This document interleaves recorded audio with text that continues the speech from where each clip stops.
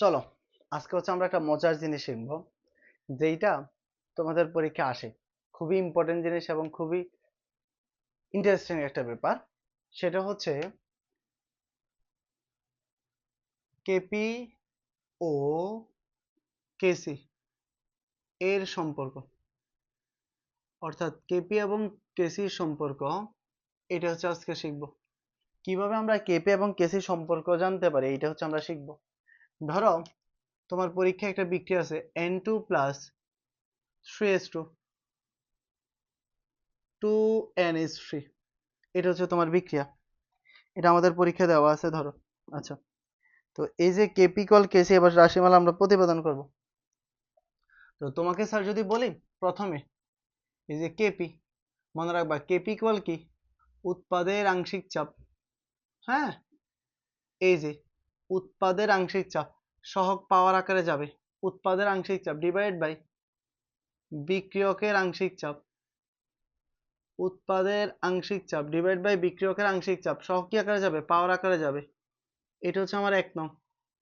এবার আমি যদি বলি কেসি, কেসি ইকুয়াল হচ্ছে উৎপাদের ঘনমাত্রা। এটা উৎপাদের ঘনমাত্রা ডিভাইডেড বাই বিক্রিয়কের ঘনমাত্রা। উৎপাদের ঘনমাত্রা ডিভাইডেড বাই বিক্রিয়কের ঘনমাত্রা সব কি আকারে যাবে? পাওয়ার আকারে যাবে। এটা আমার 2 নং। তো 1 নং এবং 2 নং।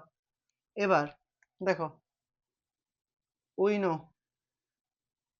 আমরা জানি পিভি ইকুয়াল এনআরটি বা P equal N by V R T. আমরা জানি মোল ডিভাইড বাই আয়তন, এটা ঘনত্ব। তার মানে পি ইকুয়াল হচ্ছে সিআরটি। P equal CRT. এবার আমরা যদি এই পি এর মান 1 নঙ্গে বসাই, তো পি এর মান যদি 1 নঙ্গে বসাই, দেখো তো আমরা কি পাই? কেপি ইকুয়াল, যেখানে পি আছে সেখানে সিআরটি বসাও। তার মানে CRT NH3 square CRT N2 CRT H2, এটার উপর কি? কিউব। আচ্ছা, এবার এটাকে স্যার কিভাবে লিখতে পারি? দেখো, এই যে CnH3 তার উপর স্কয়ার আছে। আচ্ছা, আবার এখানেও আমি কি লিখতে পারি? Cn2 ইনটু CH2 তার উপর কিউব আছে। আচ্ছা, এবার আমি যদি এখানে লিখি, এর উপরে আটটি কয়টা? 2টা। নিচে এখানে আটটি একটা, এখানে আটটি কয়টা? 3টা। তার মানে 1 আর 3 কত? 4। 2 - 4। আচ্ছা, CnH3 দ্বারা কি বোঝায়? NH3 এর ঘনমাত্রা বোঝায় না? তাহলে NH3 এর ঘনমাত্রাকে আমরা কিভাবে প্রকাশ করতে পারি? এই যে NH3 এর ঘনমাত্রা, এই যে নাইট্রোজেনের ঘনমাত্রা, এই যে হাইড্রোজেনের ঘনমাত্রা, আর এখানে কি থাকে? RT inverse 2। RT inverse 2। এবার আমি তোমাকে যদি বলি এইটা মানে আমার কি 2 নং সমীকরণ না? তার মানে এটা মানে কি হবে? কেসি RT ইনভার্স 2। দেখছো, কেপি ইকুয়াল কেসি RT ইনভার্স 2। এটা আমার কেপি কেসি সম্পর্ক। এটা তোমাদের পরীক্ষা আসে যে কেপি কেসি সম্পর্ক প্রতিপাদন করো। তাহলে কেপি কেসি সম্পর্ক প্রতিপাদন করতে বললে কি হবে? কেপি ইকুয়াল কেসি RT ইনভার্স 2।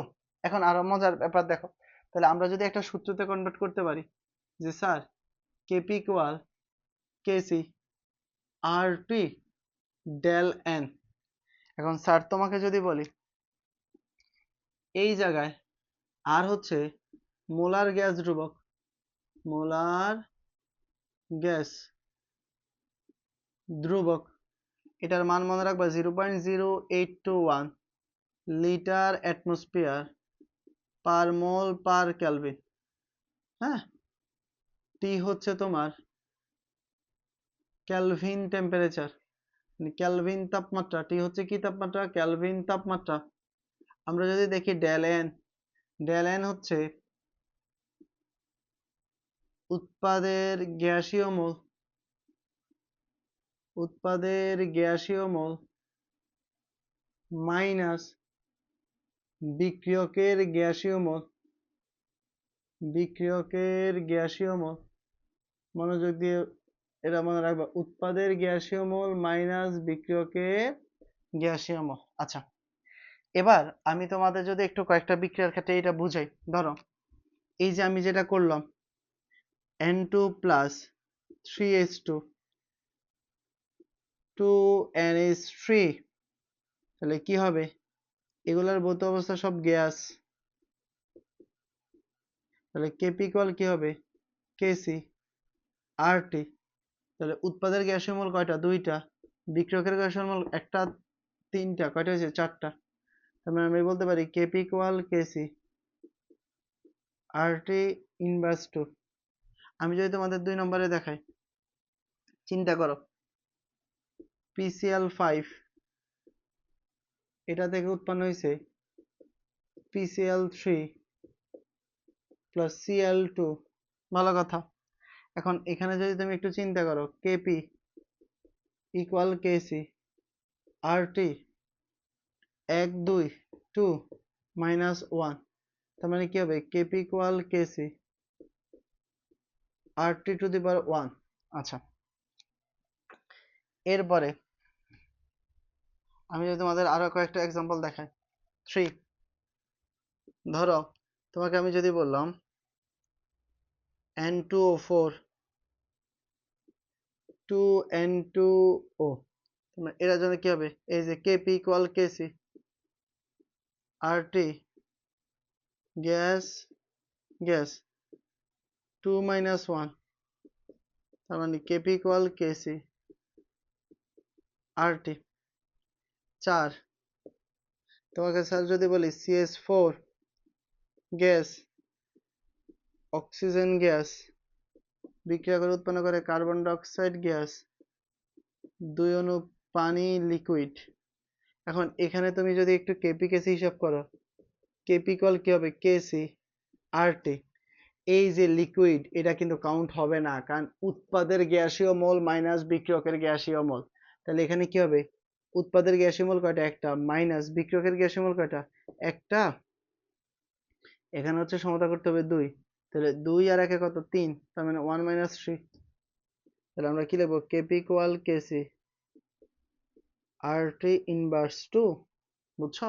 আচ্ছা, এরপরে আমি তোমাদের যদি বলি 5, দেখো 5 H2 প্লাস I2, এটা গ্যাসীয় অবস্থা আছে, 2HI, এটা পরীক্ষায় প্রচুর আসে। হ্যাঁ, তাহলে তুমি কি লিখবা, Kp ইকুয়াল Kc RT, উৎপাদের গ্যাসীয় মোল হচ্ছে 2 মাইনাস বিক্রিয়কের গ্যাসীয় মোল হচ্ছে 2, that's called Kp equal Kc RT to the power 0 বা Kp ইকুয়াল Kc। অর্থাৎ এই সমীকরণের জন্য যাহাই Kp তাহাই Kc। আমি আশা করি তোমরা Kp এবং Kc সম্পর্কে বুঝতে পারছো। সবাই ভালো থাকবা, সুস্থ থাকবা। আসসালামু আলাইকুম।